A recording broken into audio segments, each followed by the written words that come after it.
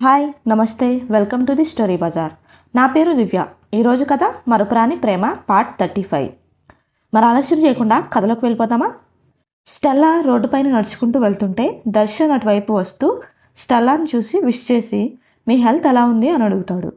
Stella ఎవరా అని చూస్తుంటే దర్శన్ని ఆల్రెడీ తను యూరోప్లో తన మెడిసిన్స్ తీసుకోవడానికి కలిసింది. అప్పుడు దర్శన్ తనతో నెక్స్ట్ టైం ఈ మెడిసిన్స్ కావాలంటే డైరెక్ట్గా డాక్టర్ని కలవండి అంటాడు. స్టెల్లా ఓకే అని వెళ్ళిపోతుంది. అది గుర్తుకొచ్చి స్టెల్లా కూడా విష్ చేసి నా ప్రాబ్లం గురించి బయట ఎవరికి చెప్పకండి అని వెళ్ళిపోతుంది. దర్శన్ కూడా ఓకే అని వెళ్ళిపోతాడు. పవిత్ర ప్రకాష్ దగ్గర కూర్చుని ఏడుస్తూ ఉంటుంది. పల్లవి ఆర్య పవిత్రని ఊరుకోపెడతారు. ఆర్య తన కర్చీఫ్ తీసి పవిత్రకిస్తాడు. అది తీసుకుని పవిత్ర ఆర్యను చూసి ఇంకా ఏడుస్తుంది. విషయం తెలుసుకున్న రియా వచ్చి పల్లవిని పవిత్రని ధైర్యంగా ఉండమని చెప్తుంది. కాసేపటికి పల్లవి ఆర్యను తీసుకుని బయటికి వెళ్ళి తాతయ్యకి ఏం కాదు, నువ్వు భయపడకు, ఈరోజు నేను ఇక్కడే ఉంటాను, నువ్వు రియాతో డాడీ దగ్గరికి వెళ్ళు అని అంటే ఆర్య ఓకే అంటాడు. పల్లవి రియాకి ఆర్యను తీసుకెళ్ళమని చెప్తుంది. రియా అంకుల్కి ఏం కాదు, ఆంటీ జాగ్రత్త అని ఆర్యను తీసుకుని వెళ్ళిపోతుంది. రియా ఆర్యను ఇంటి దగ్గర డ్రాప్ చేసి మమ్మీ చెప్పినట్టు విను, వెళ్ళి పడుకో, నేను వెళ్ళిపోవాలి అని గ్రేస్తో చెప్పి వెళ్ళిపోతుంది. ఆకాష్ వచ్చి అప్పుడే వచ్చేసారే, మమ్మీ ఏది అని అడిగితే గ్రేస్ రియా డ్రాప్ చేసి వెళ్ళారు అని చెప్పి వెళ్ళిపోతుంది. ఆకాష్ ఏమైంది అని ఆర్యని అడిగితే స్లేట్ తీసుకుని గ్రాండ్ఫాకి హెల్త్ బాగోలేదు అని రాస్తాడు. ఏమైనా సీరియసా అంటే ఆపరేషన్ చేయాలంట అని రాస్తాడు. డాక్టర్ పల్లవితో మీ డెసిషన్ ఎంత ఫాస్ట్గా చెప్తే అంత మంచిది, ఎందుకంటే ఆయన కండిషన్ చాలా క్రిటికల్గా ఉంది అని రిపోర్ట్ ఇచ్చి వెళ్ళిపోతారు. పల్లవి రిపోర్ట్స్ తీసుకుని ఏడుస్తూ అక్కడే కూర్చుంటుంది. ఫైల్ ఫేస్కి పెట్టుకుని ఏడుస్తుంటే ఆకాష్ వచ్చి ఆ ఫైల్ తీసుకుని చూస్తాడు. ఆర్య పల్లవికి బ్రేక్ఫాస్ట్ ఇస్తే పల్లవి ఆర్యని పట్టుకుని ఏడుస్తుంది. ఆకాష్ రిపోర్ట్ చూసి ఈ ఆపరేషన్ కూడా రిస్క్తో కూడుకున్నది, డాక్టర్ ఏమన్నారు, ఆపరేషన్ చేయకపోతే కండిషన్ ఇంకా సీరియస్ అవుతుంది అంటున్నారు, నాకేం చేయాలో అర్థం కావట్లేదు, డాడీకి ఇలా అయ్యింది, అమ్మకి కూడా బాగోలేదు, నేను ఒక్కదాన్ని ఏం చేయాలి, అంతా నా తప్పే, నా పనిలో పడి వాళ్ళని సరిగ్గా చూసుకోలేదు అని ఏడుస్తుంటే ఆకాష్ మోకాళ్ళ మీద కూర్చొని పల్లవి కన్నీళ్లు తుడుస్తూ నువ్వు వాళ్ళని బాగానే చూసుకున్నావు, అంకుల్కి ఏం కాదు, అంతా నేను చూసుకుంటాను, నువ్వేం బాధపడకు అని ధైర్యం చెప్పి సిటీలో ఉన్న బెస్ట్ డాక్టర్స్ని పిలిపిస్తాడు. తర్వాత పవిత్ర దగ్గరికి వెళ్ళి మీరు టెన్షన్ పడకండి, సిటీలో బెస్ట్ డాక్టర్స్ సర్జరీ చేయడానికి వస్తున్నారు, మావయ్య గారికి ఏం కాదు అని చెప్తే పవిత్రకి కొంచెం టెన్షన్ తగ్గి థ్యాంక్స్ చెప్పి మీరు లేకపోతే పల్లవి నేను ఏం చేయలేకపోయేవాళ్ళం అంటుంటే అత్తయ్య మీరేం టెన్షన్ పడకుండా మీ ఆరోగ్యం జాగ్రత్తగా చూసుకోండి అని డాక్టర్తో ఆపరేషన్ గురించి మాట్లాడతాడు. తర్వాత ఆకాష్ పవిత్రని ఇంటి దగ్గర రెస్ట్ తీసుకోమని చెప్తే పవిత్ర వెళ్ళను అంటుంది. పల్లవి తనని వెళ్ళమని చెప్తే సరే అంటుంది. రియా పల్లవిని దగ్గరికి తీసుకుని ఆకాష్ ఉన్నంత వరకు ఏ ప్రాబ్లం రాదు అని చెప్తుంది. నైట్ పల్లవి చైర్లోనే కూర్చుని పడుకుంటే ఆకాష్ ఫుడ్ తీసుకొచ్చి పల్లవిని తినమంటాడు. పల్లవి తింటూ ఎందుకు నాకు సహాయం చేస్తున్నారు అని అడుగుతుంది. నువ్వు నా వైఫ్ కాబట్టి అంటే మనది కాంట్రాక్టే కదా, ఇలా నాకు సంబంధించిన ప్రతి విషయానికి మీరు సహాయం చేయవలసిన అవసరం లేదు, కానీ ఎందుకు చేస్తున్నారు, ఫుడ్ చల్లారిపోతుంది తిను అంటాడు ఆకాష్. పల్లవి సైలెంట్గా తింటుంటే స్టెల్లా ఆకాష్కి మెసేజ్ పెడుతుంది. పల్లవి అది చూసి స్టెల్లాకి మీకు ఎంగేజ్మెంట్ అయ్యిందా అని అడిగితే ఆకాష్ వాళ్ళ ఫ్యామిలీ మా ఫ్యామిలీ ఆల్మోస్ట్ 20 years నుంచి ఫ్రెండ్స్, స్టెల్లా నేను కలిసే చదువుకున్నాం, అలా అని తనని పెళ్లి చేసుకోవాలని లేదు కదా, మా ఇద్దరికి ఎంగేజ్మెంట్ జరిగింది అంటే అది పెద్ద జోకే, అయినా ఇప్పుడెందుకు అడుగుతున్నావు అంటే పల్లవి ఇది చాలా బాగుంది టేస్ట్ చేస్తారా అని అడుగుతుంది. ఆకాష్ వద్దు అంటే పల్లవి సైలెంట్గా తింటుంది. తర్వాత ప్రకాష్ లేవడంతో పల్లవి పవిత్ర ఇద్దరు ప్రకాష్తో మాట్లాడుతూ ఉంటారు. ప్రకాష్ మాట్లాడడానికి ట్రై చేస్తూ కార్డ్స్ గేమ్ అంటారు. డాడీ ఏం చెబుతున్నారు అని పల్లవి అంటుంటే ప్రకాష్ కష్టపడి నేను పవిత్రతో కార్డ్స్ గేమ్ ఆడాను, అందులో $20 గెలిచాను, అది పవిత్ర నా అకౌంట్కి ఇంకా వేయలేదు అంటాడు. పవిత్ర ఈ టైంలో దాని గురించి ఆలోచిస్తున్నారా అని చిన్నగా కొడుతుంది. నాకు కొంచెం ఆకలిగా ఉంది అంటే పవిత్ర నేను ఏదైనా తీసుకొస్తాను అని చెప్పి వెళ్తుంది. ప్రకాష్ పల్లవితో తన కార్డ్ నెంబర్ చెప్పి కార్డ్ ఇచ్చి ఇందులో నువ్వు నాకు ఇచ్చిన డబ్బులన్నీ వాడకుండా సేవ్ చేశాను, అలాగే నాకు వచ్చే పెన్షన్ కూడా ఉంది, నీ పెళ్ళికి కట్నం కూడా ఇవ్వలేకపోతున్నాను, అందులోనూ ఈ హార్ట్ ఆపరేషన్ అంటే మామూలు విషయం కాదు, మిమ్మల్ని చూసుకునే బాధ్యత నాది, కానీ నాకు ఏమన్నా అయితే మీ అమ్మని నువ్వే జాగ్రత్తగా చూసుకో అంటే పల్లవి నాన్న అలా మాట్లాడకండి మీకేం కాదు అని బాధగా అంటుంది. మీ అమ్మ దగ్గర $20 తీసుకోవడం మర్చిపోకు అంటే పల్లవి నవ్వుతూ డాడీ నేను మర్చిపోను ఓకేనా అంటే ప్రకాష్ కూడా నవ్వి ఓకే అంటాడు. ప్రకాష్ని ఆపరేషన్ థియేటర్కి తీసుకెళ్ళి ఆపరేషన్ చేస్తూ ఉంటారు. బయట పవిత్ర పల్లవి ఇద్దరూ టెన్షన్గా కూర్చుంటారు.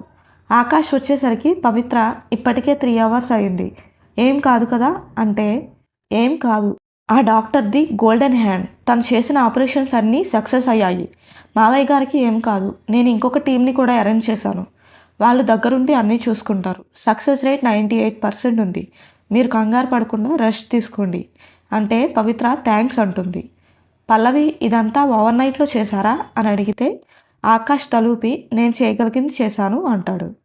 ఇంతలో ఆర్య వచ్చి పల్లవికి ఒక లాలీపాప్ ఇచ్చి ముద్దు పెడతాడు. పల్లవి ఆర్యని హగ్ చేసుకుంటే ఆకాష్ ఆర్య కూడా మీ గురించి చాలా బాధపడుతున్నాడు. పల్లవి ఆకాష్కి థ్యాంక్ యూ ఫర్ ఎవ్రీథింగ్ అని చెప్తుంది. ఆకాష్ చిన్నగా నవ్వి అక్కడే కూర్చుంటాడు. కాసేపటికి ఆపరేషన్ కంప్లీట్ అయ్యి డాక్టర్ బయటికి వస్తే పల్లవి కంగారుగా వెళ్ళి ఏం జరిగింది అని అడుగుతుంది. డాక్టర్ ఆపరేషన్ సక్సెస్ అంటే అందరూ రిలాక్స్ అవుతారు. నైట్ పల్లవి ప్రకాష్ పక్కనే చైర్లో పడుకుని అటు ఇటు పడుతుంటే ఆకాష్ అక్కడే వర్క్ చేసుకుంటూ పల్లవిని చూసి బెడ్ పైన పడుకోబెడదాం అని టచ్ చేయడానికి ట్రై చేస్తూ వద్దులే అనుకుని తన కోట్ తీసి పల్లవికి కప్పి తన హెయిర్ నోట్లోకి వెళ్తే తీయడానికి ట్రై చేస్తాడు. పల్లవి దాన్ని చప్పరిస్తూ తీయడానికి ట్రై చేస్తున్న ఆకాష్ వేలిని కూడా కొరికేస్తుంది. ఆకాష్ గట్టిగా అరవలేక నోటికి చెయ్యి అడ్డం పెట్టుకుని కంట్రోల్ చేసుకుంటాడు. ఇదంతా అప్పటికే నిద్రలేచిన ప్రకాష్ ఆకాష్ చేస్తున్నవన్నీ సైలెంట్గా చూస్తూ నవ్వుకుంటాడు. పల్లవి ఆకాష్ వేలు ఇంకా కొరుకుతూ అబ్బా లెగ్ పీస్ చాలా బాగుంది అంటూ ఉంటే ఆకాష్ వేలు తీసుకోవడానికి ట్రై చేస్తాడు. పల్లవికి స్లోగా మెలకు వచ్చి ఆకాష్ని వేలిని చూసి హే ఏం చేస్తున్నావు ఇక్కడ అని కోపంగా అడిగితే ఆకాష్ తెల్లమొహం వేసుకుని చూస్తాడు. ప్రకాష్ కొంచెం గట్టిగా నవ్వుతుంటే పల్లవి నాన్న మీరు లేచారా అని అడుగుతుంది.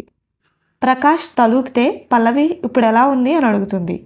ప్రకాష్ చేత్తో బాగానే ఉంది అని చెప్తే పల్లవి నవ్వుతూ ఆకాష్ చేయి పట్టుకుని లవ్ సింబల్ పెట్టి చూపిస్తుంటే ఆకాష్ అలా పల్లవి చైర్ పక్కనే కూర్చొని నా వేలు నొప్పిగా ఉంది అంటాడు స్లోగా. పర్లేదు కొంచెం స్ట్రైట్గా పెట్టండి అని పల్లవి అంటే మన కాంట్రాక్ట్లో నా పర్సనల్ సేఫ్టీ గురించి ఎప్పటి నుంచి యాడ్ చేయను అని అడిగితే నెవర్ అని నవ్వుతూ వాళ్ళ నాన్నని చూస్తుంది. వైదేహి కూడా హాస్పిటల్కి వచ్చి ఆకాష్ని నీలా మన ఫ్యామిలీలో ఎవరూ లేరు, ఒక స్ట్రేంజర్ కోసం నువ్వు నీ వర్క్ని పక్కన పెట్టేసి ఇలా హాస్పిటల్లోనే ఉంటావా?